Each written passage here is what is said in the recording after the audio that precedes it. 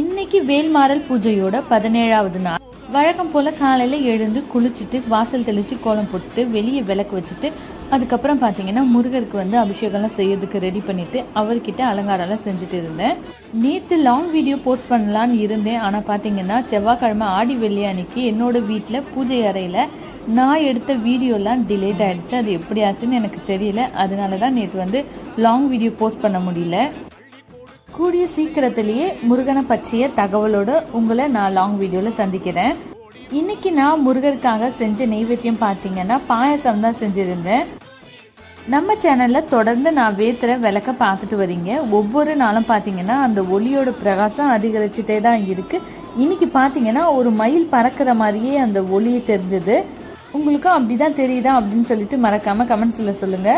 நம்ம சப்ஸ்கிரைபர்ஸ் வீட்லயும் இதே போல அற்புதம் நடக்குது அப்படின்னு சொல்லிட்டு எனக்கு கமெண்ட்ஸ்ல மெசேஜ்ல அனுப்புறீங்க.